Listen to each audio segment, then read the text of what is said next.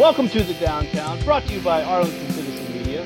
I am Daryl Smith Jr., and across the internet for me is... I am Marty John, and to my left is... Amy, here, live in person this week. Live to tape. This week, on the Downtown, we talked to Tarrant County Judge Glen Whitley about what a county judge really does, why wearing a mask is important, and what UTA was like in the 70s. We also have a chat with artist and associate art professor at UTA, Sedrick Huckaby, about the End Racism Now mural in Fort Worth, teaching art online at UTA, and where he finds inspiration. So what have y'all been up to? I have done little of anything. Again, we've been cooking at home. We have been following COVID protocols and working from home as well. But Rhodey's been out and about the town. Where have you been? I had brunch. Before you start, go ahead. COVID Protocols is my new band name. Called it. Oh, okay. Go ahead. Awesome. I'm in that band. I called it. Okay, cool. Oh, great. I could go ahead. Where have you been? Can you find a didgeridoo in there? Because I feel like that's the only way I can really. Yeah. Okay. Yeah, I mean, yeah, COVID Protocol is no holds barred. Fantastic. I love it. I had brunch at Tipsy Oak. Again. Which was also doing COVID protocol. And where else did I go? You went to Legal Draft? I did, because Legal Draft had some good beer that came out this past weekend. Saturday morning cartoons, which had Fruit Loops taste to it. It was nice. I like that. Okay. That doesn't fit with the Legal Draft theme of how they name their beer. Oh, I think they've gone off of that. Okay, with they this went off. They don't care. They also, it seems like during the pandemic, and kudos to them, they're getting like a little crazy with it. They're like doing some like stuff that you don't really like think about, like when you think about Legal Draft. When you think of the breweries in Arlington, you think of like Division doing the weird and funky stuff, which they do, and it's awesome. But Legal Draft's doing it now too, and I think that's really great. Right. Yeah. I think it's the new brewery that they have in there. I think now that I've thought about it, we'll reach out to Kelly, see if I can get a hold of that. Yeah, for sure. Yeah, maybe that guy's coming up with these wacky ideas. I would like to see how they would have made a Fruit Loop flavored beer into a legal type name. You know, like Jumping through hoops. Yeah, jumping through hoops. Right. That describes the legal system. This guy's loopy. Yeah. Should have been an insane asylum. I don't know. That's the whole system's corrupt ale, right? Yeah. That'd be a good one. Right? They know. Anyway. Well, also, if we talk to them. Don't judge me. There we are. That's actually perfect. Well, then, you know what? That might be a great name for the Arlington Citizen Media beer. So Yeah, I feel actually. like Judge me. Yeah, where's our collaboration beer? We've talked about it. We need to do that. What is it going to taste like? I think it has to be an IPA because Okay. you guys are very IPA. I can't drink anything though. Like at all? Yeah, man, my stomach stuff is all messed up. So like I'm eating like berries and bananas. And You think you could have a can't drink sour? beer. I ate McDonald's the other day. I don't think I could have anything. I ate McDonald's the other day. It about killed me. Really? Yeah, it was the worst. I think more veggies might help also. Yeah, no, I have some carrots I pulled from the garden I'm going to have for in a little bit here. As you do. Oh, tell us about swapping items with the co-op. Oh, yeah. Did I not talk about that last time? You did, but I feel like you got another bushel. No, I actually swapped pickles with my mom and her boyfriend. I got a bunch of jalapenos and some onions and some squash and some zucchini for a jar of pickles. So that's pretty cool. That is nice. Yeah, then I made more pickles on Sunday, so, you're welcome, America. They are good pickles, I have to say. Honestly, I would buy Daryl's brand pickles. I would discount. Yeah, but I mean for a friends and family discount. But yeah, I Well, would support that business. I would also give a discount for jars that are given back. Like a milkman, like a pickle man. I happen to have some jars in the garage. You might be able to. So there you go. More, and then we can trade for pickles later on down the line. Look at us, new economy. Yeah, I made some. I made some with jalapenos in them. Ooh. Have you heard of these like Kool-Aid pickles? Yep. Yeah, I've seen them around. You do. Yeah. Kool-Aid pickles sell like crazy. I've had them. Yeah, they're great.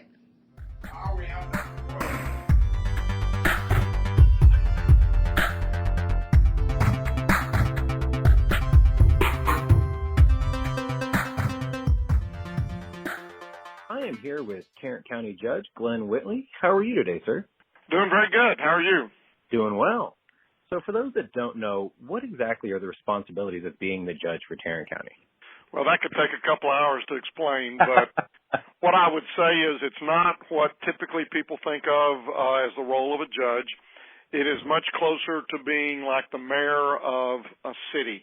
So oftentimes when I try to describe the role of Commissioner's Court, I say the Commissioner's Court is the equivalent in the county of a city council in a city, and my position as judge is to be the presiding officer over that court, just as the mayor would be the presiding officer over the council.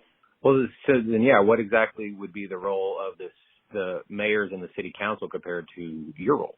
Well, the big difference is that ours is a full-time role. Mm-hmm. The precincts, the commissioners represent the various precincts. They each have road crews. They work very closely with the cities with regards to helping them, in many instances, maintain the roads. And then for those unincorporated areas within Tarrant County, they are primarily responsible for the roads, the bridges, the safety within those areas.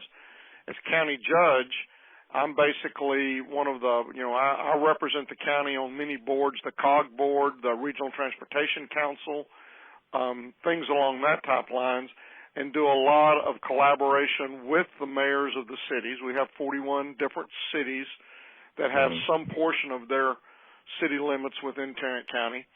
And then I'm also the emergency management director, so in cases of emergency, then I have certain other powers that are given to me by the state legislature.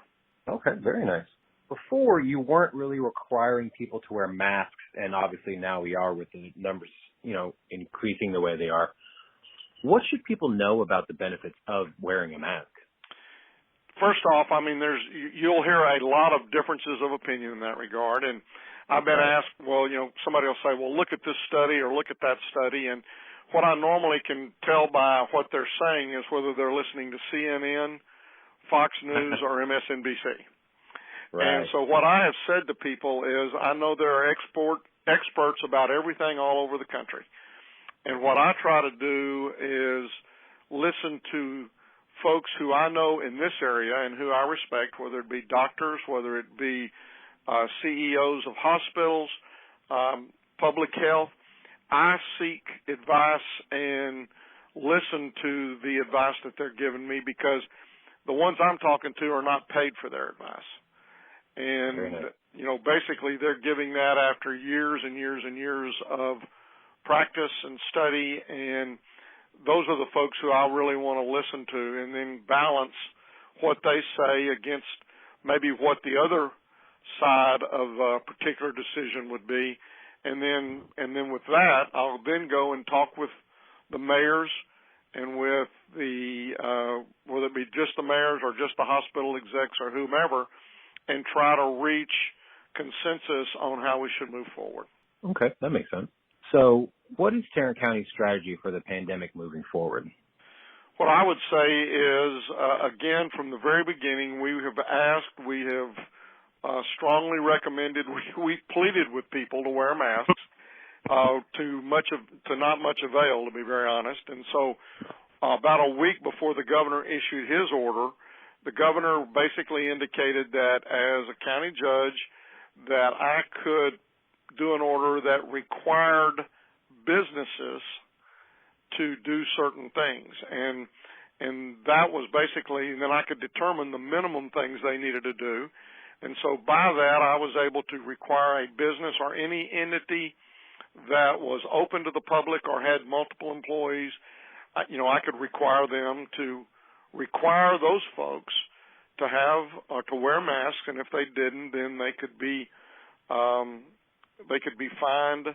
They could not be shut down, but they could be, a citation could be written to the owner of the business or to the head of the entity, which made it very difficult from my perspective because that put them in a position of having to tell a customer, what they could do. And, I've gotten a little thick-skinned over the last 4 or 5 months. and I don't mind being the heavy in this deal. And so, fortunately, about a week later, the governor came out with his order, which basically said, now we're going to put this on the individual, and the individuals are going to be required to wear masks, and if they don't, they can receive a citation with a fine that could be up to $250 for not wearing masks.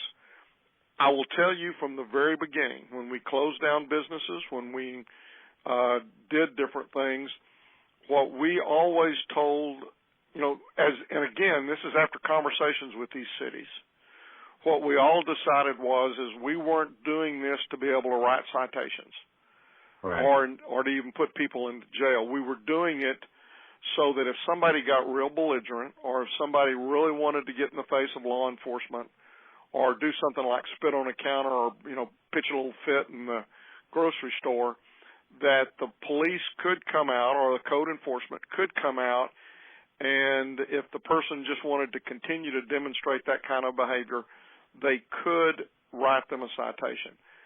As far as I know, I don't believe there's been any citations written in Tarrant County. Mm-hmm. Right. Yeah, I mean, we've all kind of seen the videos or just been around people in general where, somebody might ask them to wear a mask and they literally will just flip out. And we saw, I think it was in Dallas County somewhere at a Walmart, this lady was literally pitching everything out of her cart. Yeah, it's ridiculous. Just because they have to wear a mask. And, and again, our plan is after April 30th, the first order I put out that restricted and, closed certain businesses was followed by an order about a week or two later by the governor.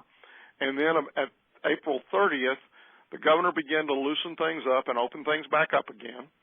And I just didn't issue any orders. Mine expired on April 30th also. And since then, until we got to the mask order, I had not written any other orders.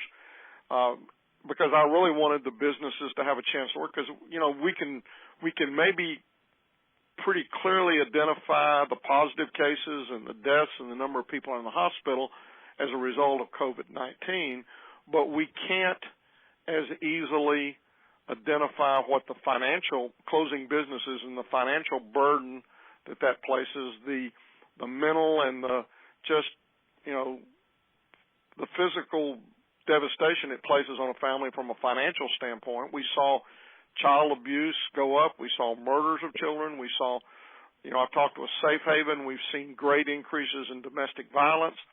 We know that from a mental health standpoint, we've had a significant increase in the calls of people who are going through depression, suicide. There's been any number of things, and that's much harder to specifically look at and identify. And so as we began to open the businesses back up, I was very glad to see that. We had the Memorial Day weekend, we had graduation parties, we had the protests, and we began to see our positive numbers increase. Throughout this process, the thing that I have focused on has not been the positive cases, but has been the availability of hospital beds. Because if you look back and think back in the early March when we were first beginning to understand what was happening with COVID-19, we saw the hospitals in New York close and not be open for emergency care or for, birth of children, anything that, some things that just can't be postponed. And so that scared us, and so we began to prepare for and do those things that would hopefully cause us never to have to close a hospital. And from the get-go, we were talking with our hospital execs, and when we first put the restrictions on, they assured us that they felt like that we would not get to a point to where we would have to close a hospital. And as I've said, we've continued to stay very closely in touch with them. And that's the number of available beds are the things which I have always continued to focus on. And I still do. And so, but what we saw after the Memorial Day is we began to see numbers ticking up. The positive cases were ticking up, the new cases each day, the people in the hospital. And so it was, okay, again, last resort, shut things down again. And an alternative was to require people to wear masks. and the governor was able to give us the ability to order that as opposed to strongly suggest or do something along that line. And like I said, we had tried the strongly suggest from the early March all the way up till the day I put the order in place, which was June the 25th. And then the next week when he put the individual order in place, I saw a significant change in the number of people who were wearing masks. My wife and I went out of town on Thursday the 25th. We went out to DFW Airport, caught a plane. Nobody in the airport was wearing masks hardly. I mean, very, very few. That was a Thursday. We came back on a Sunday, and we both commented to one another that it looked like now everybody, just about everybody, was wearing a mask in the terminals. So my hope is that, and the other reason to do it is because it was right before the 4th of July weekend.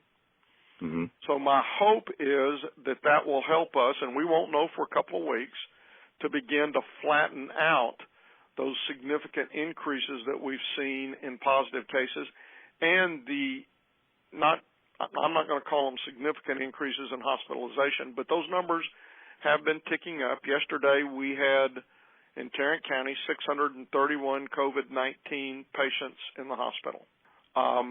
We had available beds of 1,687, but that's just the normal, what we would call normal available beds.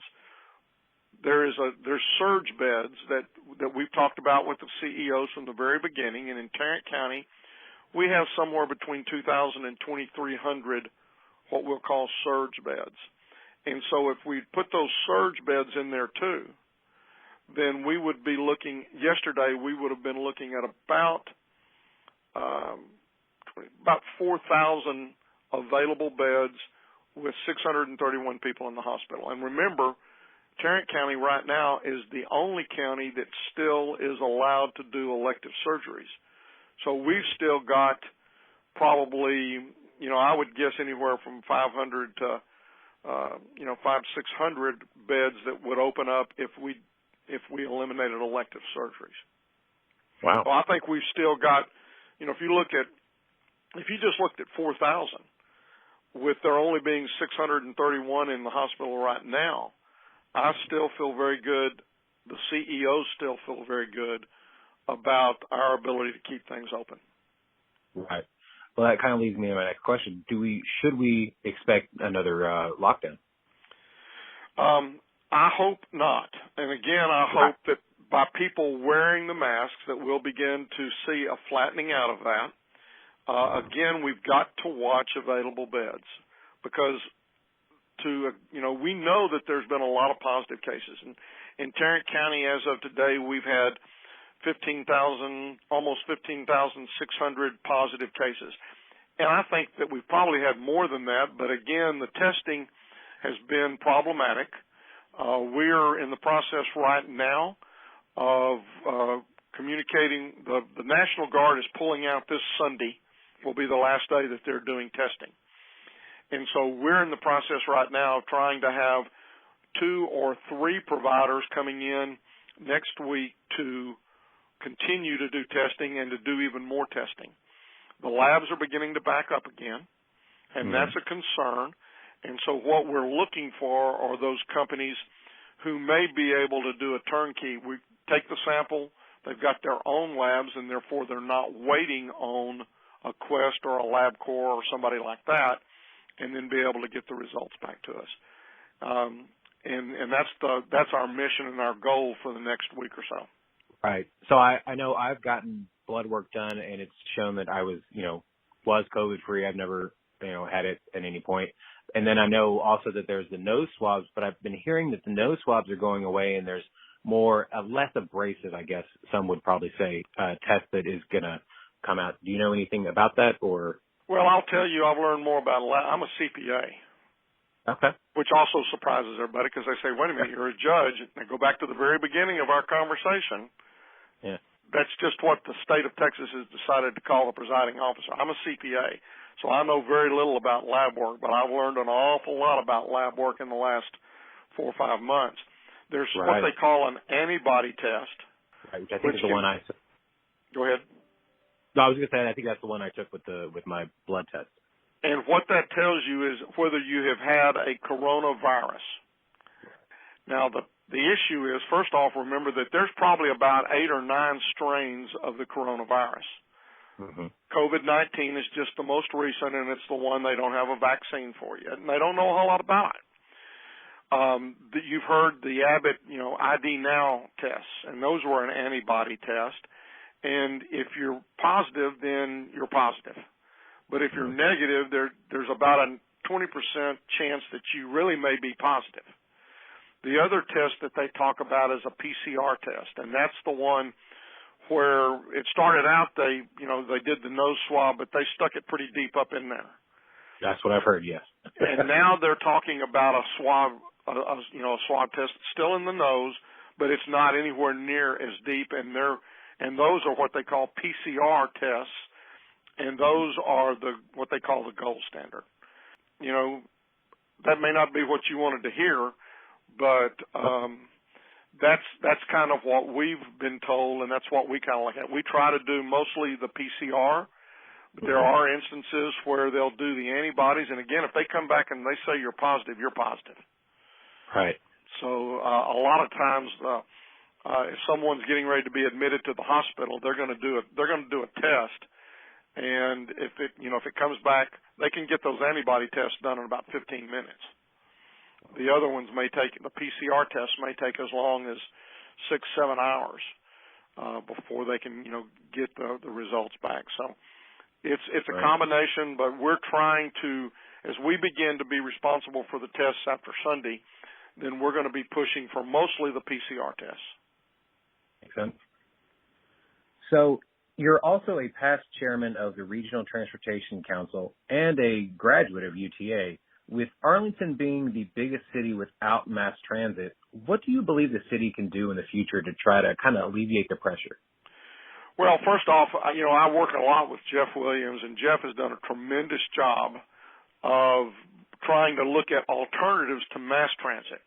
That may be, basically when you hear mass transit, you're thinking about the trains, or you're thinking about buses or something like that go fixed routes and don't vary off that fixed route.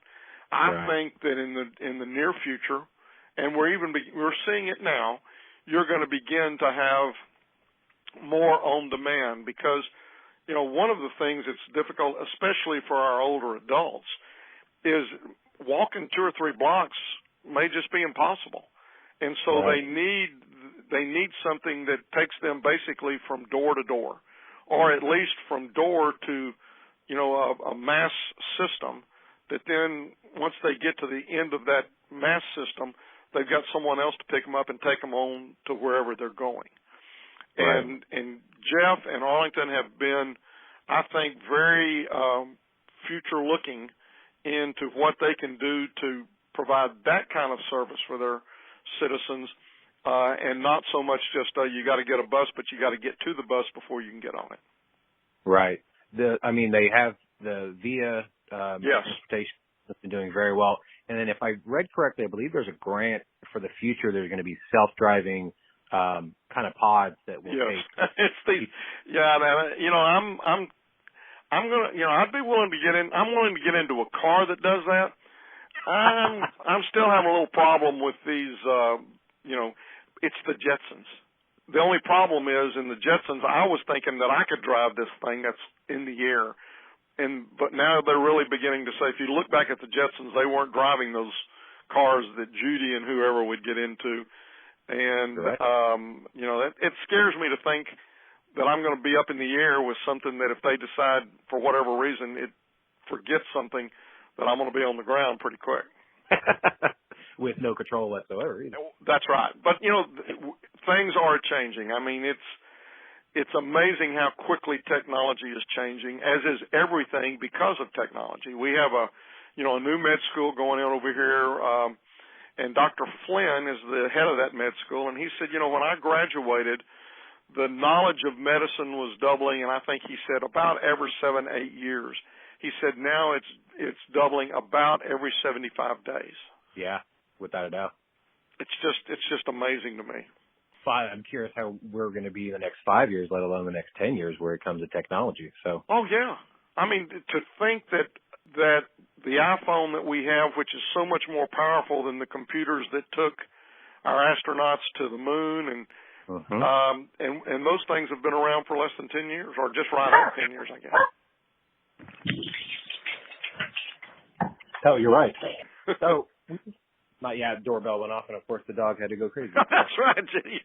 Well, I know that as soon as that doorbell goes off, the dogs go crazy, even though they probably lick somebody to death before they'd really be, or at least ours would always just lick them to death. They'd never be able to protect us or do anything to protect us.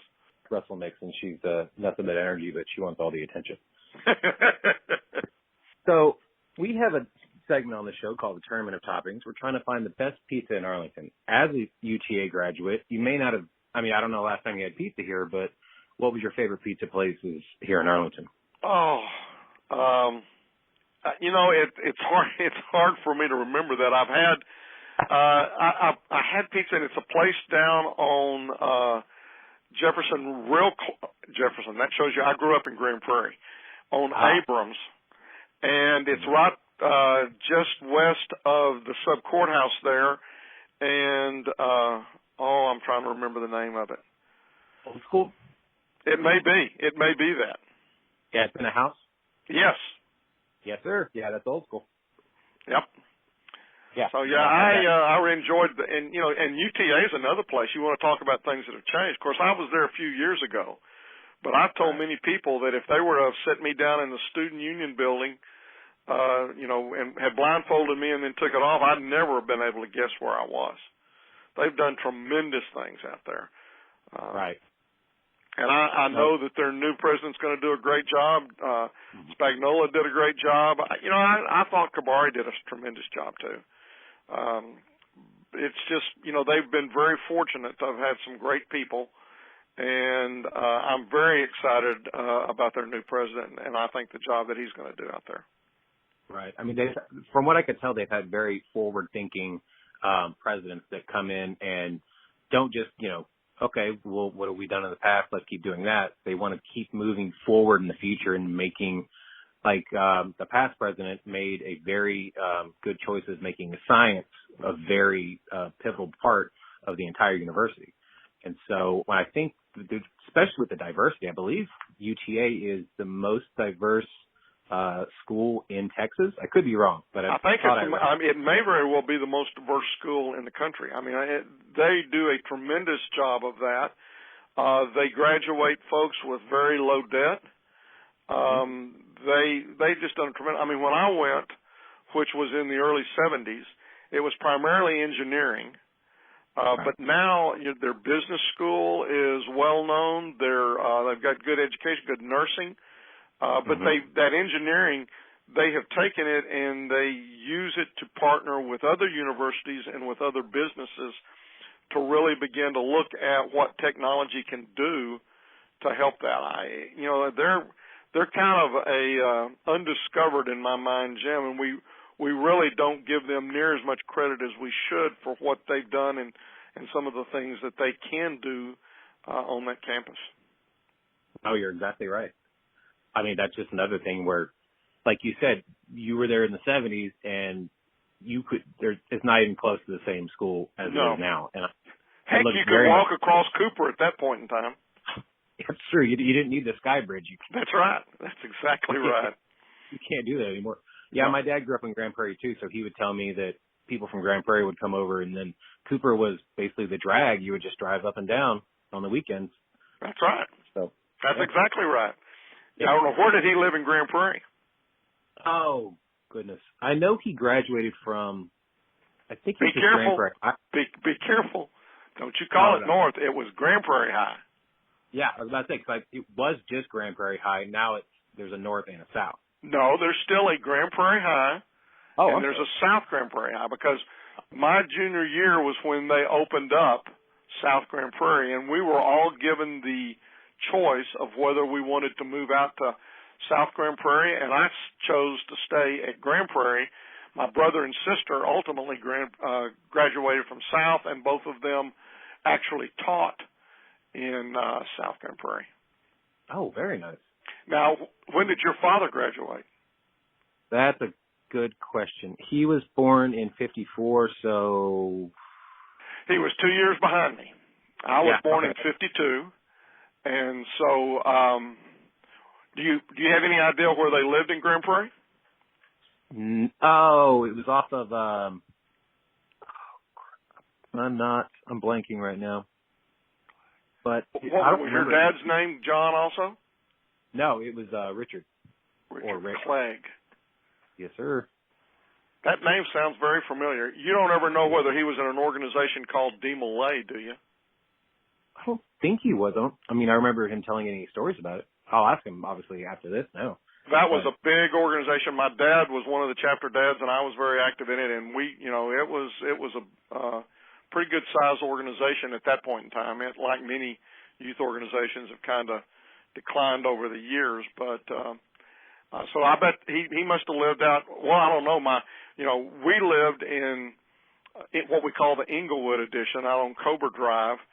And that was almost when we first came back, I guess in the early 60s, Dad had been in the Navy, and we went to California for 3 years, and we came back, and we lived on Doris Drive, and that was as far south at that time as Grand Prairie went. And now that's probably considered north. I would guess that probably Pioneer Parkway or 303 is about the midway mark. Yeah, I would say so, because then especially now because you go all the way down to the lake. Yeah, and that's They've got a great city manager out there. But I tell everybody I grew up in Grand Prairie and didn't realize that heaven was just next door in Tarrant County. And as soon as I did, my wife and I got married in 76, and we've been over here ever since. And, when I first went on the commissioner's court, Judge Vandergriff was the judge, and it was such an honor to be able to serve with him for 10 years before he retired. Right. And you've been the county judge now for since 2012. I'm in my 14th right? year. Yeah, I took over, and when he retired in 2006, and I was sworn in. In fact, he swore me in not only as judge in 2007, but he actually swore me in as commissioner in 1997. Wow. So what's been your, I would say 5 top favorite things, but what's been one of your favorite things that you can really, I think, be your legacy? I think some of the things that we've done with transportation. I mean, we probably in the last 10 years spent over $10 billion. The 360 South, the North Tarrant Express, just a lot of 35, a lot of the stuff that we've done that way. But I'm also very proud of, we did an asthma 411 program probably about 2 or 3 years ago where we were able to put nebulizers and the medicine and train the nurses in the different schools. Arlington came on board, Fort Worth. We've probably, out of the 450,000 kids, we probably put those nebulizers in schools that now represent at least 250 to maybe 300,000 of the kids. And that means that if they have an asthma spell, they can go to the nurse, and the nurse can do something other than just watch them until the ambulance gets there. Right. And a lot of times they can give them the treatment and then go back to class instead of missing it. So that's been a big thing. We've done, one of my earlier projects was being able to create a adolescent kind of chemical abuse facility here so that if someone needed some help, we could place them in that as opposed to sending them out and sending them up to, Wichita Falls or some other place where the parents, 2-3 hours away. And we did that early on. So that was a big thing. Alliance for Children, I was very active with that, and we put a new facility out in the Northeast when I was commissioner. I was also president of our National Association of Counties, and that gave me the opportunity to really travel all over the country and be able to get ideas for what was going on in other places and bring those things back. So it's been a very rewarding, about 24 years now. I'm in my 24th year. Before that, I was an accountant. I started Whitley Penn, the accounting firm Whitley Penn, and was very proud of that. So I've been very fortunate to have 2 careers, one in accounting and one in the county. So it's been fun. So if people want to reach out to you and then maybe have questions or thank you for what you've done or just follow your adventures, how can they do so? Well, I have a Facebook page, so they can follow Judge Glen Whitley on the Facebook page. They can, anytime if they have a question or they want to talk to me, they can call my office. That number is 817-884, here's the CPA, 1040. So when I found out that number was in my suite of offices, I said, that's mine. And so it's 817-884-1040. My email is gwhittley@Tarrant County spelled out, .com, not gov, not org, .com. Well, Judge Whitley, I appreciate your time, and we look forward to talking to you in the future. You bet. Give me a call anytime. All right, I appreciate it. Thank you.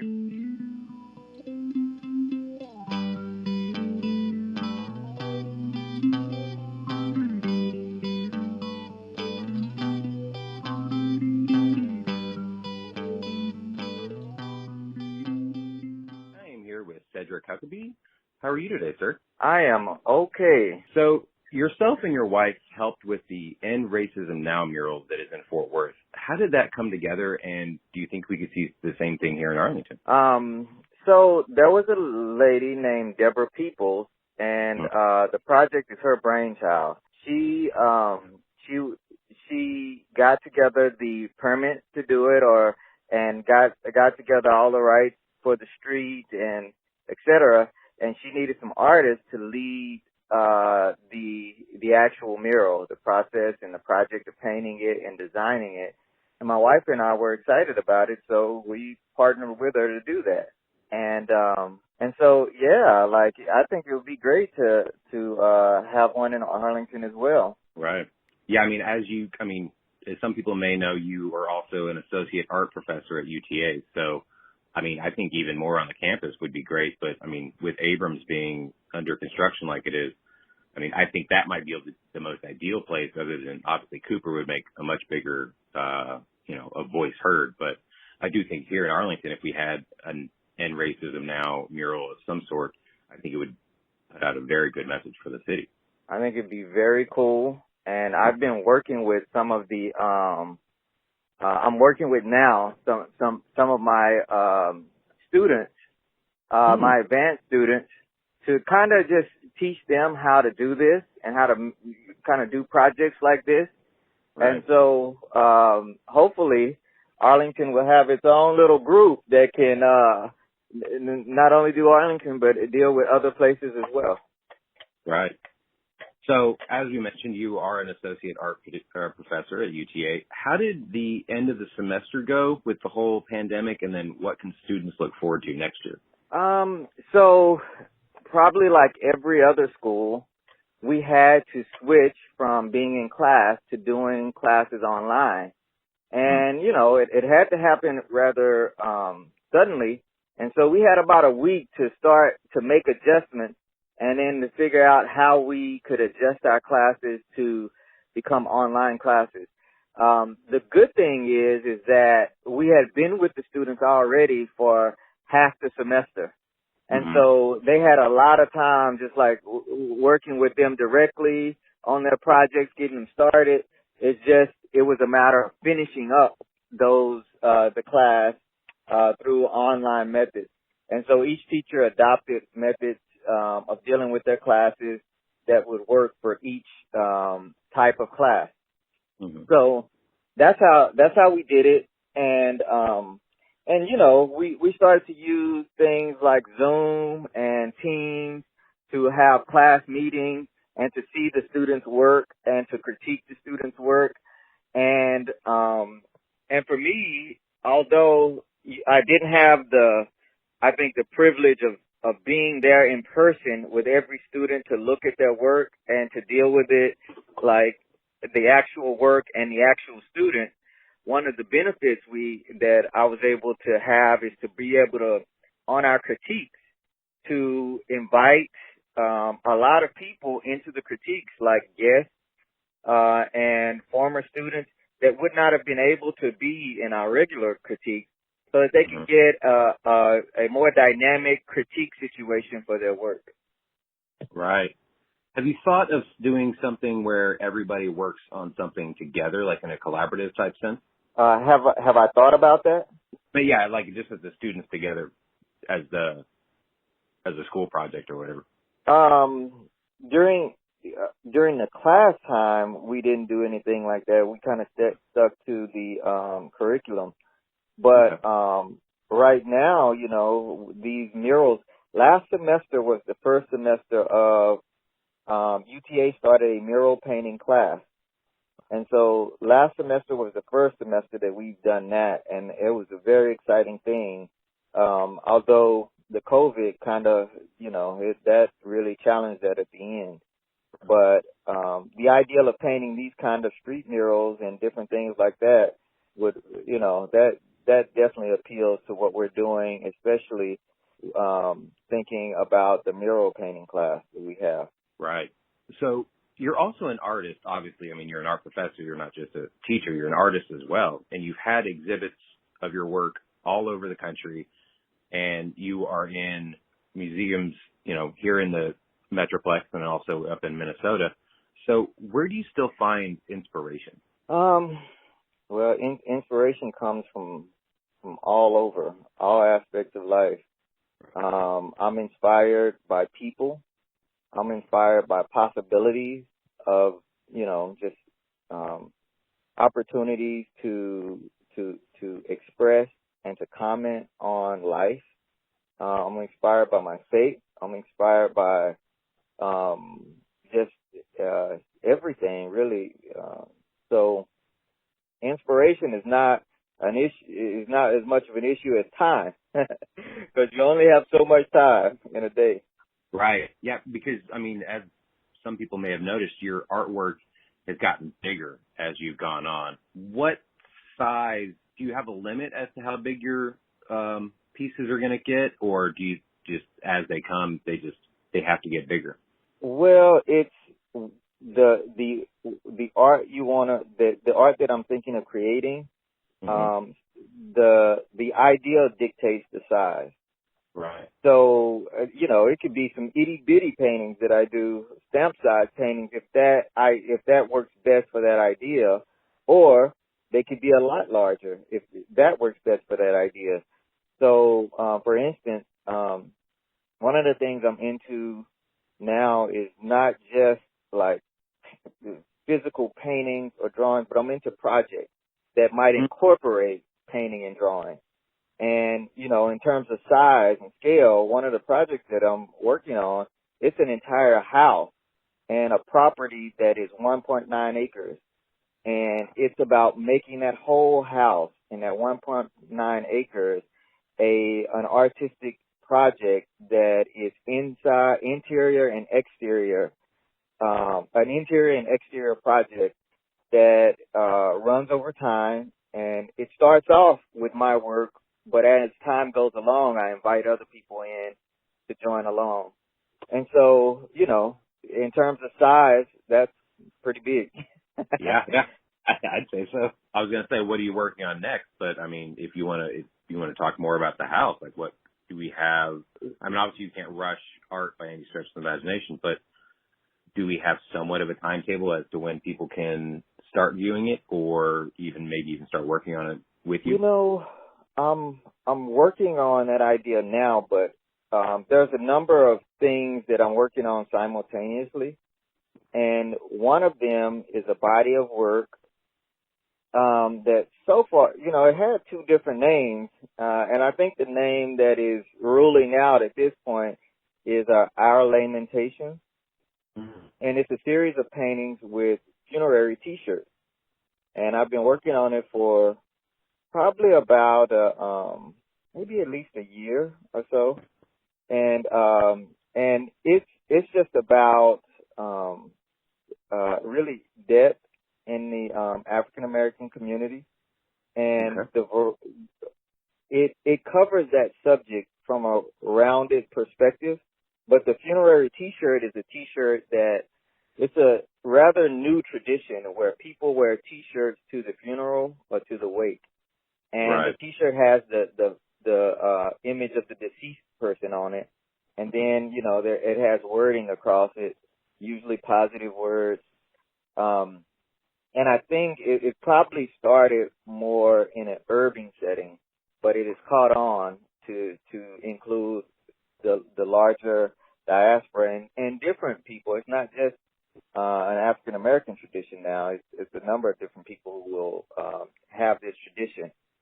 But what I'm doing is I'm trying to talk about all the different variety, like how in the African American community we're dealing with those different kinds, mortality in different ways, because it's people don't realize, in general, how it's so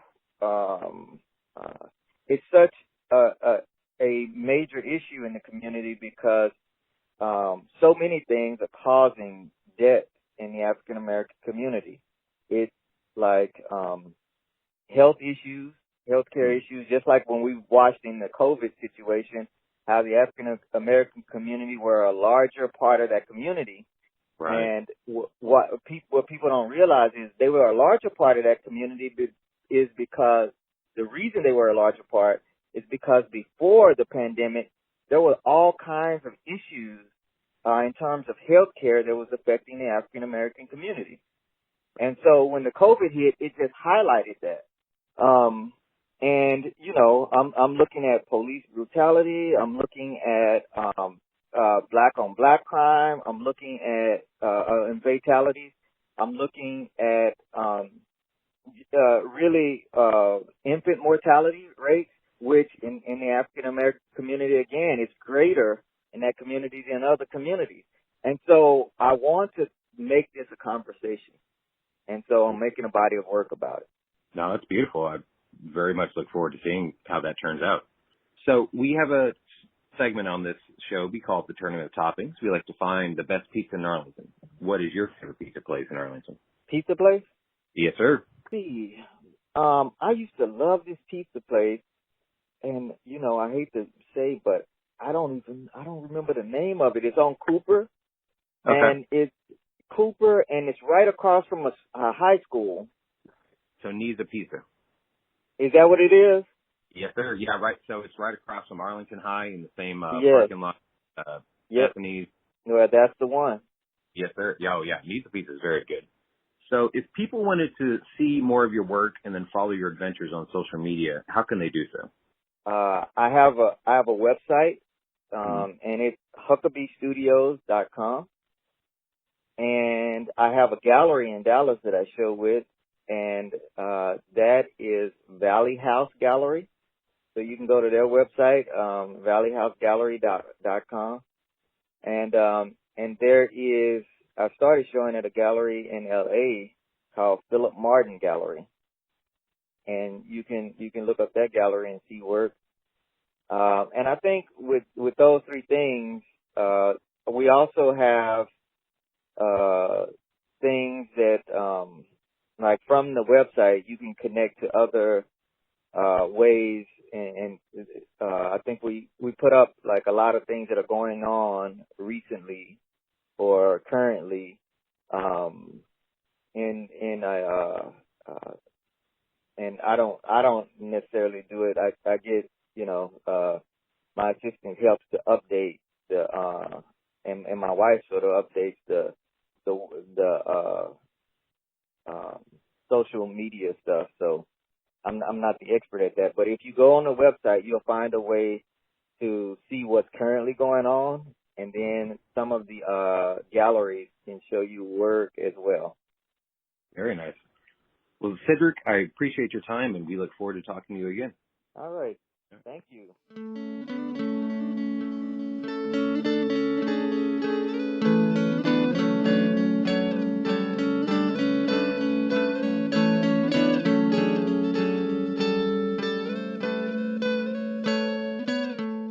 Thank you so much to all of our guests this week. We have absolutely enjoyed speaking with every one of you. Tune in for some really fun interviews that we have coming up over the next few weeks. And, thanks again. Make sure to go out and eat local, drink local, and go rediscover your city. Tag us and send those pictures over to us on Facebook, Arlington Citizen Media, Twitter, ATX Citizen Media. Tag us on Instagram, Arlington Citizen Media, and send those pictures the old-fashioned way. Email arlingtoncitizenmedia@gmail.com. Also go to our website, www.arlingtoncitizenmedia.com. Don't forget to subscribe and give those 5-star reviews of the downtown at Apple Music, Spotify, Google Podcasts, and also hit us on SoundCloud, iHeartRadio, and YouTube.